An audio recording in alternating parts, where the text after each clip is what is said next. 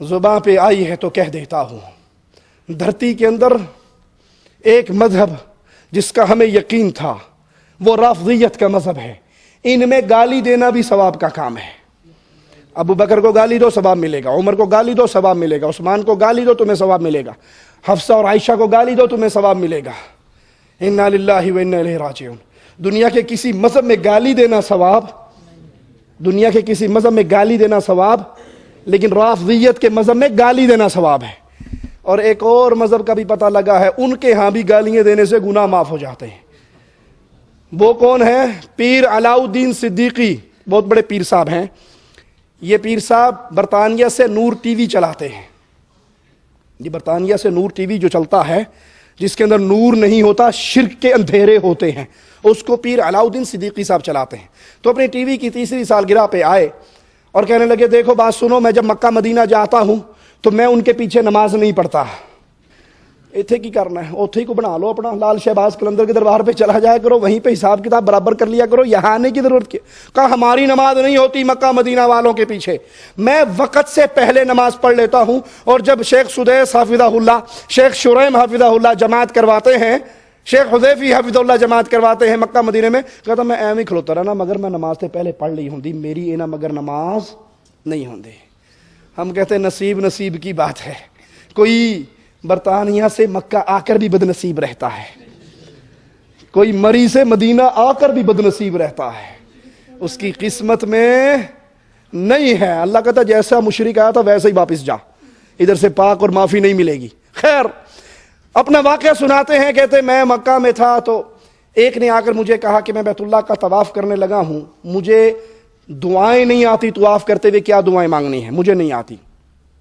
کہا میں نے اسے کہا کہ تجھے بسم اللہ بھی نہیں آتی تو بسم اللہ پڑھ کے طواف کر لے۔ انہوں نے کہا جی بسم اللہ بھی ماں نہیں آتی، مجھے بسم اللہ بھی نہیں آتی۔ کہا کوئی بات نہیں، پھر تم طواف کرو اور رمل کے پہلے 3 چکر رمل ادھر اچھل چل کے نا، اور پورے طواف میں وہابیوں کو گالیاں دیتے جاؤ۔ رافضی صحابی کو گالی دیتا ہے، رضا خانی وہابی کو گالی دیتا ہے۔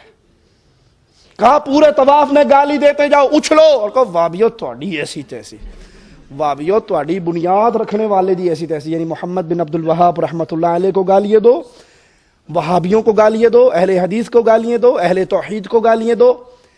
پیر صاحب سے مرید عقل مند نکلا، وہ مرید کہنے لگا پیر جی میں بیت اللہ میں ہوں، میں طواف کر رہا ہوں، میں اللہ کے گھر میں گالی دوں؟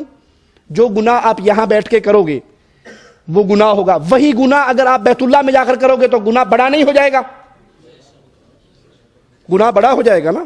کہ آپ اللہ کے گھر میں آ کر بھی اس گناہ سے باز نہیں۔ حدیث میں آتا ہے اللہ کے نبی نے فرمایا ایک حاجی کو میں نے دیکھا جو اپنی کھنڈی پہ ٹیک لگا کے جہنم میں کھڑا تھا۔ صحابہ نے کہا اللہ کے نبی یہ حاجی کا کیا ماجرا ہے؟ کہا یہ حج کرتے ہوئے طواف کرتا، لوگوں کا سامان رکھا ہوا ہوتا، یہ اپنی کھنڈی میں ڈا کے کھینچ لیتا، اگر کوئی دیکھتا تو کہتا جی معلش غلطی ہو گئی، وہ کھنڈی میں اڑ گئی، میرا قصور نہیں، کوئی نہ دیکھتا تو قابو کر جاتا۔ اب یہ بیت اللہ میں چوری کر رہا، اللہ کو اس پہ اتنا غصہ آیا، اس کی کھنڈی سمیت جہنم میں پھینک دیا۔ اس مرید نے کہا شاہ جی میں طواف کرتے ہوئے وہابیوں کو گالیاں دوں؟ کہا ہاں۔ کہا مجھے گناہ ہوگا؟ کہا بے وقوف تیرے پچھلے گناہ بھی معاف ہو جائیں گے۔ میں نے کہا وہ ان کے پیچھے واقعی ہم نماز نہیں پڑھتے، تو کہنے کہ یہ غلطی ہے۔ اس نے کہا تم کافر ہو، اس نے کہا یہ غلطی ہے چونکہ ساری دنیا پیچھے پڑتی ہے۔ میں نے کہا صرف ایک بات بتا دیں، صرف ایک بات، ساری دنیا کو یہ نہیں پتا کہ اس کنویں میں گدھا مرا پڑا ہے اور کئی مہینوں کا ہے، اور 2 کتے بھی ہیں اس میں، وہ ڈول نکالتے ہوئے پیتے جاتے ہیں۔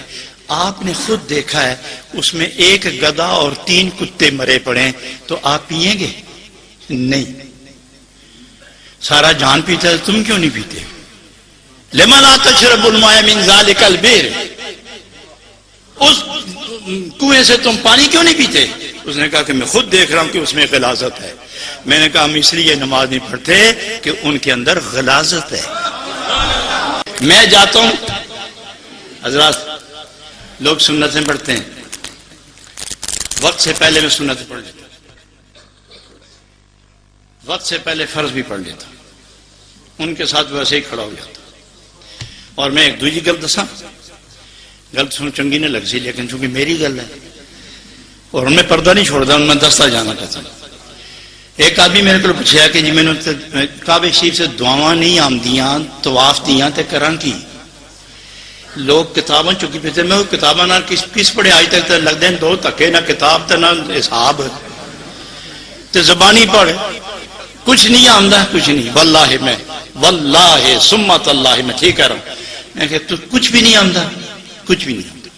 میں کہ بسم اللہ بھی پوری نہیں آمدی، تو پھر بابیاں نو گالاں کٹدا پھر چل توڑی ایسی تھی، چلو توڑی ایسی تھی، تو پہلے رمل ترے رمل ہونے کے اچھل دے دوڑ دے، تو بھی اسی طرح کہتا نہ گالاں کٹی جا، توڑی بنیاد رکھن والے دی ایسی دیکھے یہ تو پھر گناہ اسی میں ہے، گناہ نہیں ہونے لگا تیرے پچھلے معاف ہو سن کہ اللہ فرشتے نے کیسی ہے سیان گیا میرے تے میرے نبی دے دشمنوں معاف کرو اس میں۔ حضرات اب میں پھر اعلان ببانگے دخل بڑے وثوق اور اعتماد کے ساتھ کہتا ہوں، میرا وہی عقیدہ ہے جو قبلہ پیر عرفان شاہ صاحب